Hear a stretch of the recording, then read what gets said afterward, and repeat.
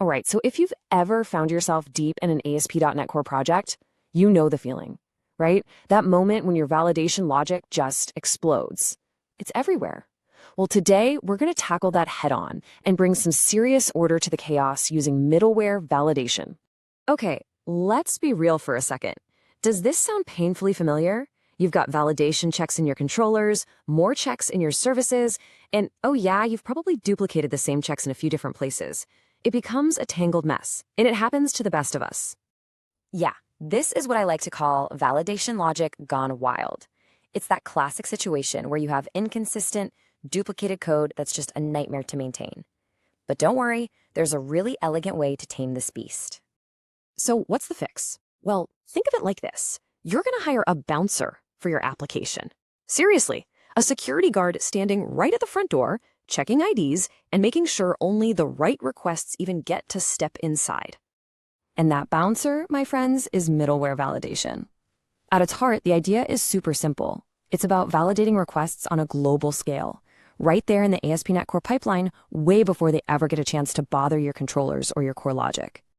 So why do this? What's the big deal?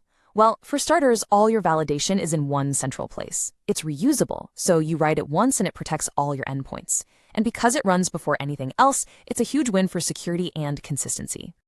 All right, so we've got our bouncer. Awesome, but how does this guy actually work? Let's get into the mechanics of how this all plays out. This really breaks it down perfectly. A request comes into your app. The very first thing it hits is our bouncer, the validation middleware.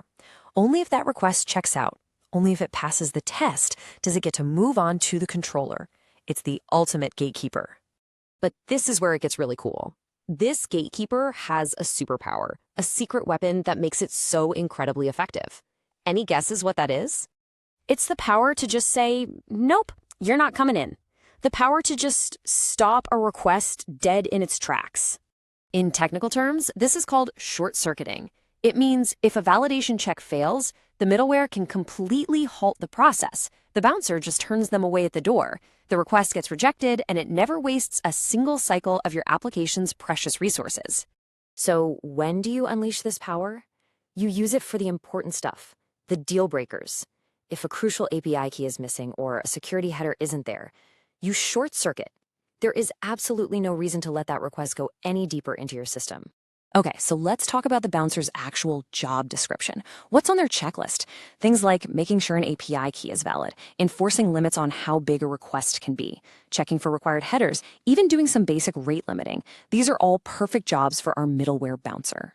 Okay, this is probably the most important part of the whole thing. We know the what and the how, but now let's talk about the when, because using the right tool for the right job is absolutely critical here. Look, the biggest mistake people make is thinking middleware is a silver bullet for all validation. It's not. Middleware is for those broad, global checks, the bouncer's job. For complex rules on your data objects, you'll want something like Fluent Validation. And for the deep, domain-specific business rules, that stuff belongs in your service layer. So let's nail this down. Here's your cheat sheet for when you absolutely should use middleware. Think authentication, header validation, filtering out bad requests early, and enforcing any kind of policy that applies to the whole app. Green light? Go for it. And just as important, here are the red lights, the things you should never put in middleware. Don't cram complex business logic in there. Don't do detailed validation of your data models. Remember, the bouncer at the front door just checks the ticket. They don't need to know the entire plot of the movie. All right, let's finish strong with some pro tips to make sure you're doing this right and not accidentally shooting yourself in the foot by slowing your application down. These are the mistakes I see all the time. First, we've already hammered this one home.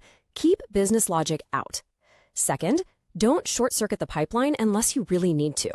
And third, resist the urge to create a dozen different tiny middleware components.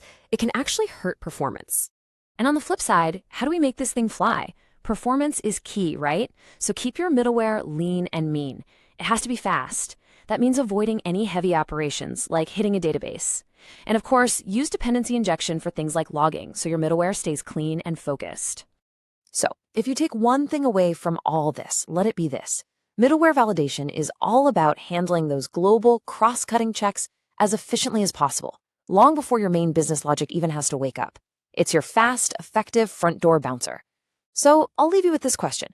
What's one global check in your project right now that you could pull out and give to your new bouncer?